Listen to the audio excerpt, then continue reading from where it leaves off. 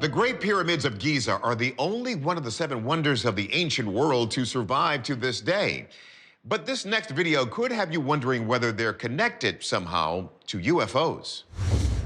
December 3rd, 2020, a group of friends are enjoying an evening taking in one of the world's most famous landmarks, the Egyptian pyramids at Giza. But believe it or not, it's not the 4,500-year-old monuments that grab their attention. What's in the sky above them steals the show. Take a look. The pyramids are in the bottom right corner, and 3 lights appear to be hanging in the night sky above them. Oh my God! What is going on? The video zooms in, revealing that the largest of the lights is a diamond formation of smaller lights. It doesn't have a typical shape of a UAP that we're used to seeing, things that are round or spherical or kind of oblong. Instead, we can see a diamond formation. And then after a few seconds, these lights seem to just separate and fall down from the sky. Journalist Amy Title explains that this isn't the first time this strange phenomenon has been seen in Egyptian skies. This incident looks similar to something that happened at a U.S. military base near the border of Egypt in December of 2014. 3 cavalry scouts trained in identifying aircraft saw what they believed to be bright lights hanging in the sky, and they couldn't identify what these aircraft were. As they watched, the lights began to spin and emit other lights that seemed to fall away from the main group. Seems a lot like what happens at the end of this video. Is there a connection? Could these both be legitimate UFO sightings? It's been believed by some for years that alien civilizations actually interacted and influenced ancient Egyptian civilization. In fact, Title explains the 1994 Hollywood movie Stargate presents an idea of how that may have happened.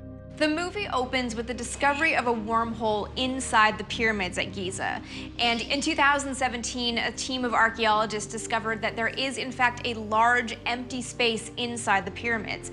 And some wonder if that couldn't be the wormhole or the Stargate, as predicted in the movie.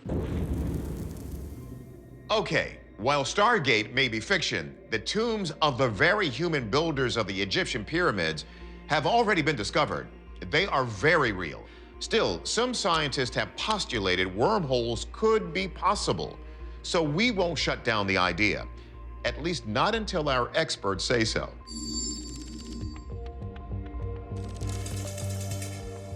We begin with Rich Hoffman of the Scientific Coalition for UAP Studies.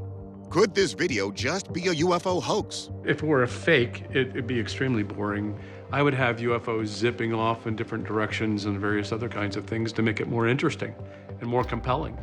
It's more like somebody recording an event that's taking place.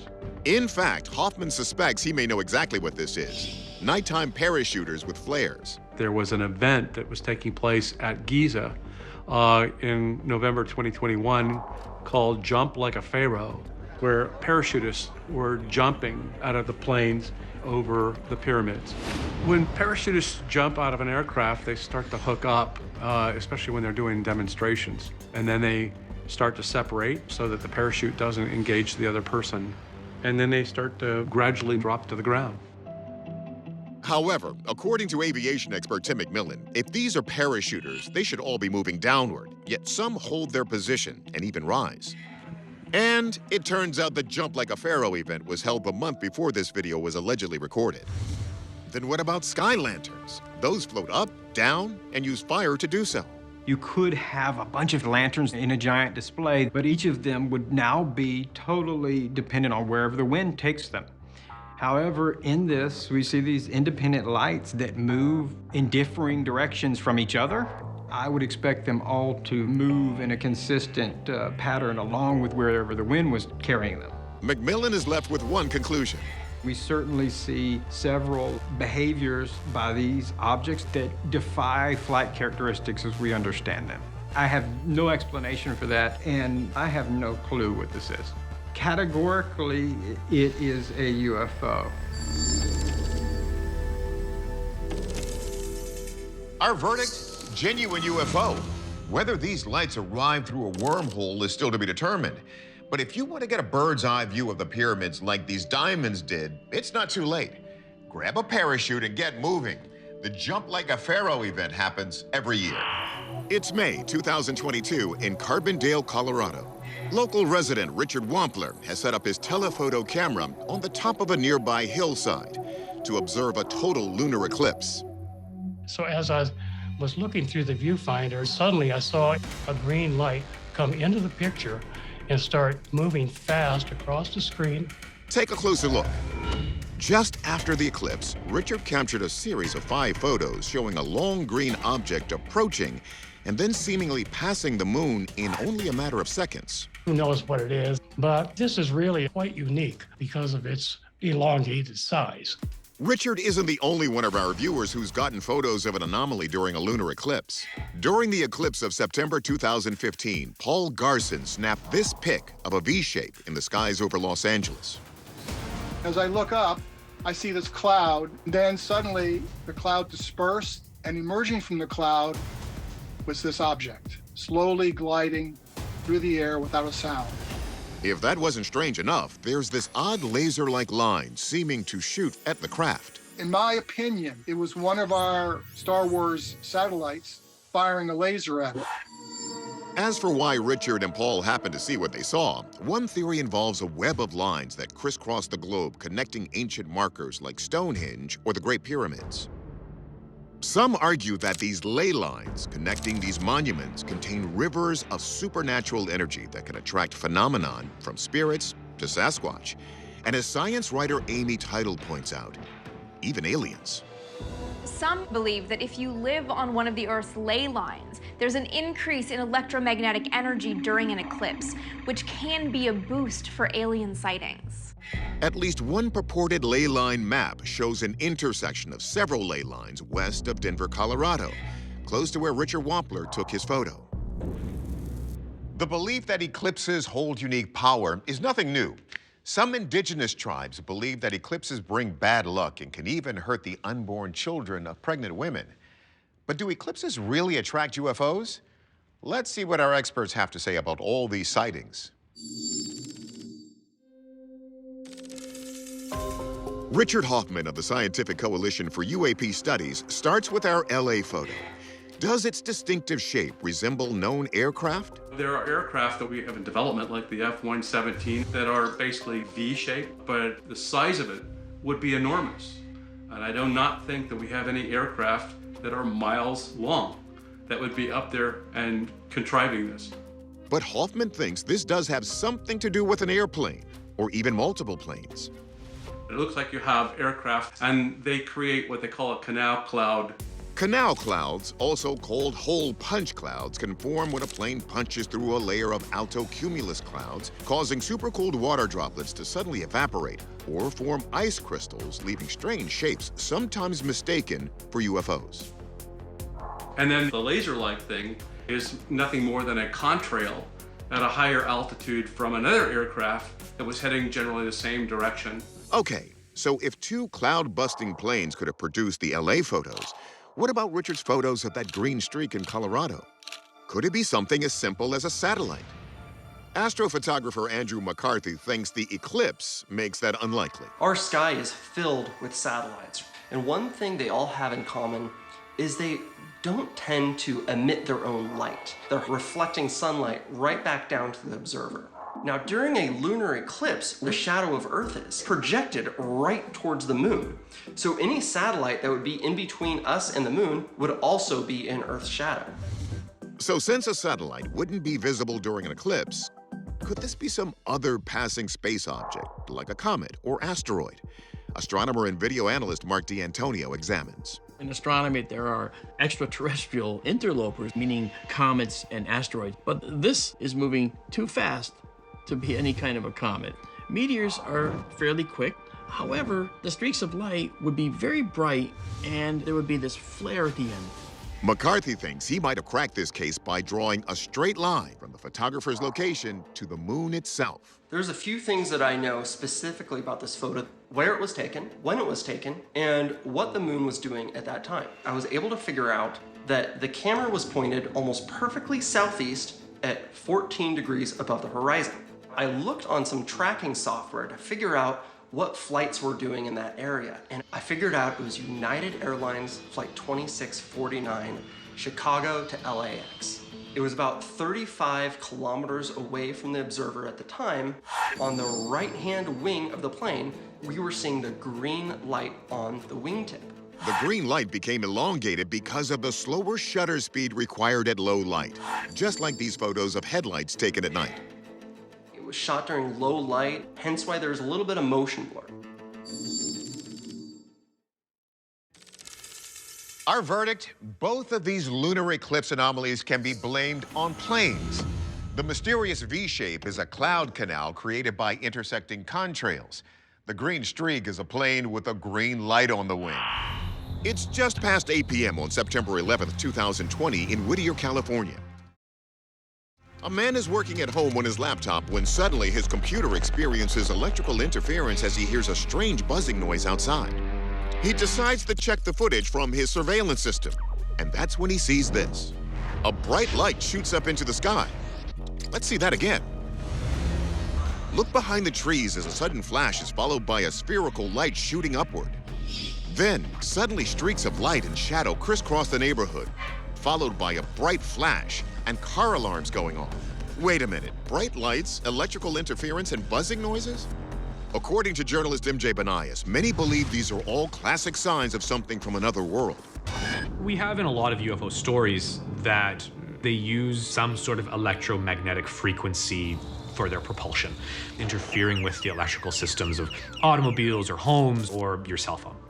And in this video, we see the car alarm going off and we see a disruption on camera.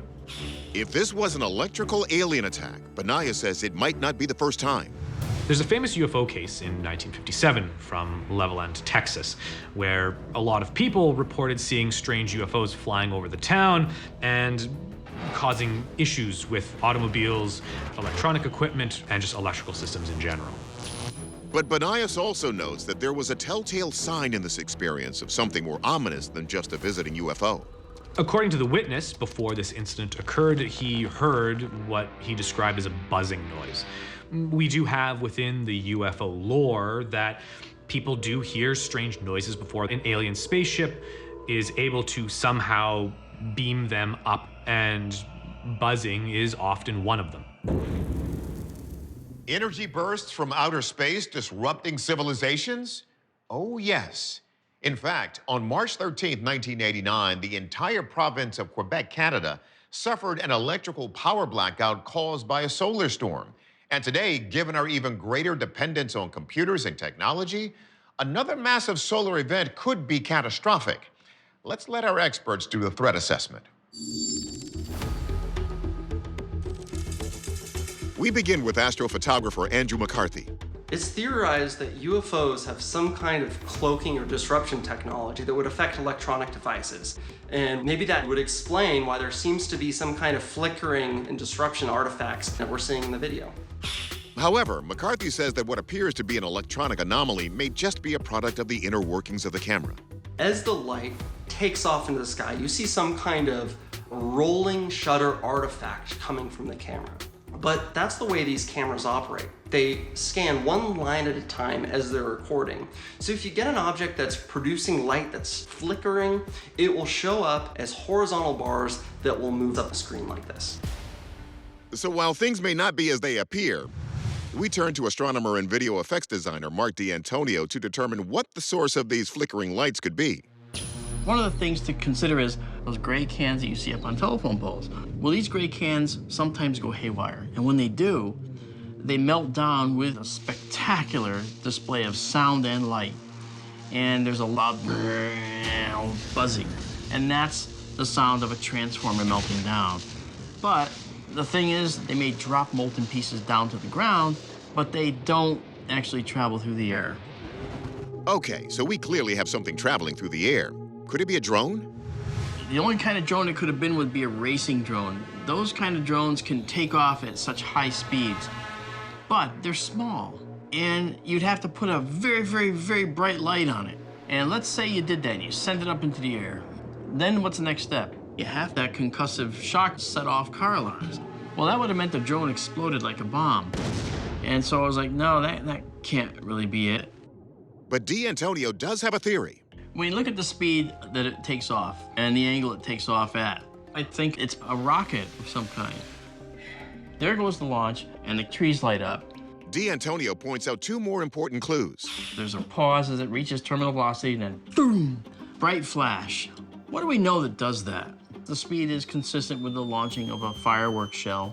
And the thing that kind of settled me on that was the fact that car alarms went off as soon as this thing exploded. And those concussive shocks will set off car alarms. And D'Antonio knows the specific date this happened may also explain fireworks. It might have been somebody on September 11th just expressing their patriotism toward America. It seems like that would be the day that somebody would play around with some fireworks.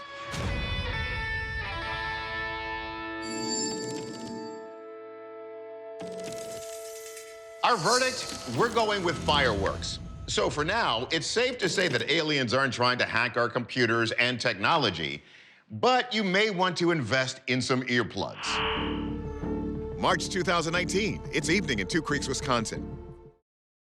Marine Corps veteran Miles Pinoche sees a bright light outside his window, but he doesn't have a camera. So he calls a neighbor who records this. A large glowing orange orb appears in the darkness, and take a closer look.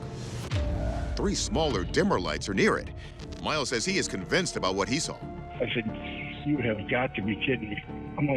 I'm looking at a UFO right now. But writer MJ Banias explains that what really got everyone's attention isn't just what these lights are, but where they are. According to the witness, this video was shot over Point Beach nuclear power plant. Reports of UFOs at nuclear sites go back decades. There are ideas out there that these UFOs require our nuclear assets for the purpose of refueling. The other theory is that whatever is piloting the UFOs is monitoring our nuclear development, as if we are sort of animals in a zoo and the UFOs are keeping track of the technology level we're at. Galactic zoo theory would explain why UFOs might observe without fully revealing themselves. They don't want to disturb their pet's habitat. And it would explain their fascination with nuclear facilities. They're interested in how we use these new toys. In fact, Banias says the most infamous incident occurred in 1967 at Malmstrom Air Force Base in Montana, a launch site for nuclear missiles. In the Malmstrom case, we have guards outside the facility. Suddenly, this red light appears over the base, and one by one, the nuclear missiles start getting turned off. So the launch capability was removed, and the entire system died. In fact, despite being nearly 50 years old, the Malmstrom incident became a hot topic during the May 2022 congressional hearings on UFOs. A glowing red orb was observed overhead. I'm not commenting on the accuracy of this. I'm simply asking you whether you're aware of it and whether you have any comment on the accuracy of that report. I have heard stories. I have not seen the official data on that. It's that infamous 1967 Malmstrom incident that's got so many people worried about UFOs and nukes. And now we have an orangish light over the Point Beach nuclear facility. But what is it? Let's see if our experts can decide. Assuming the video is legitimate, could we be looking at some sort of aircraft? Nuclear plants, nuclear facilities, they are protected airspace. These are for very obvious reasons. Restricted areas where people aren't supposed to fly. You wouldn't normally see a commercial airline flying over a nuclear facility as part of its conventional flight path. Drone and helicopter falls into that same category. Okay, so if we're not looking at a conventional aircraft, could this be a genuine UFO? During the Malmstrom incident, airmen did report lights streaking directly above them, which then stopped and changed directions at high speed.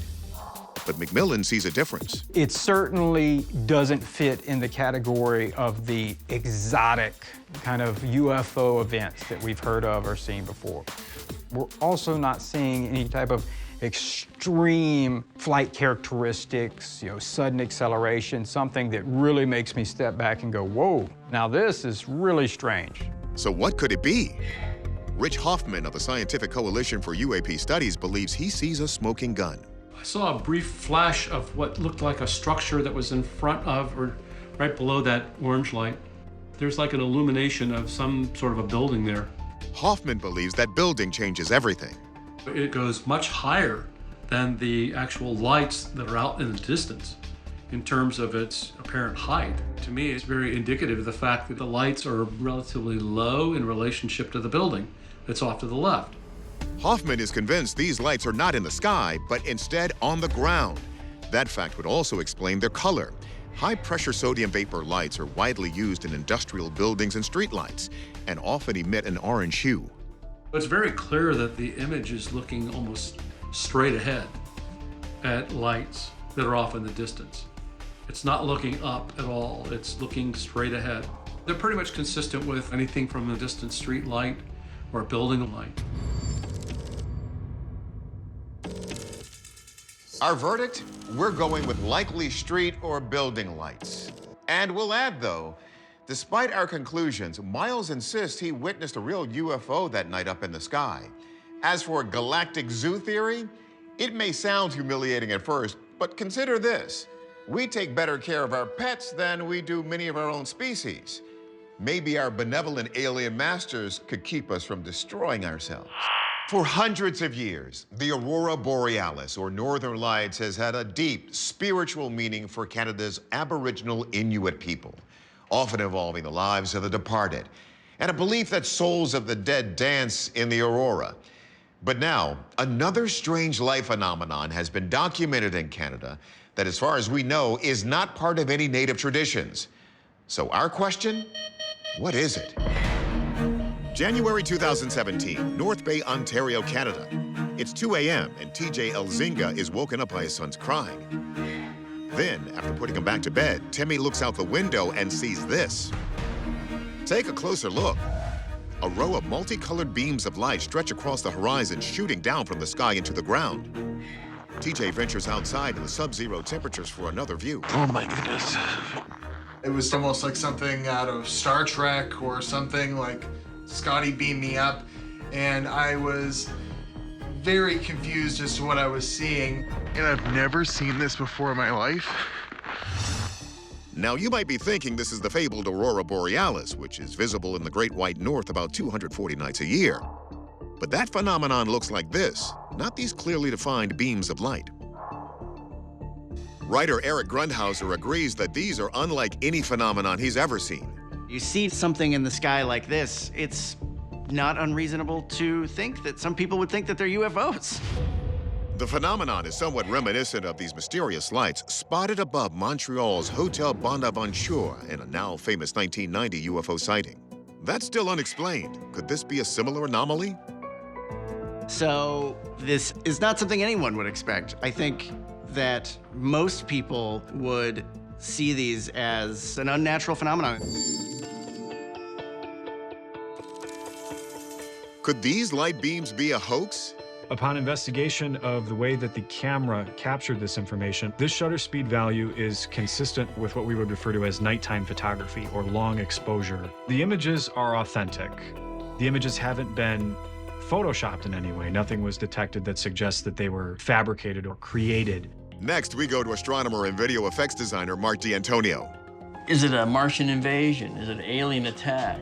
I know that people said that this was some kind of big UFO hovering in the sky, but there really isn't any structure visible. And you would think if it was that close, you would actually see some kind of structure.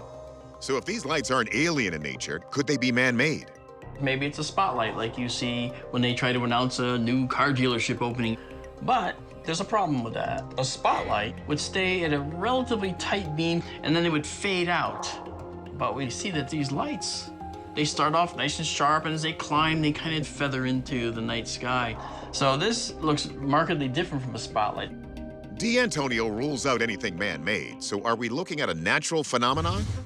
We take that question to meteorologist Juan Hernandez, and he points to an uncommon and rarely photographed phenomenon called light pillars. Light pillars are a phenomenon characteristic of cold climates. Oftentimes, when we have below freezing temperatures, we have ice crystals that are suspended in the atmosphere. Those ice crystals are in the shape of hexagons, so they're hexagonal ice crystals that act as a mirror where light is reflected towards the surface.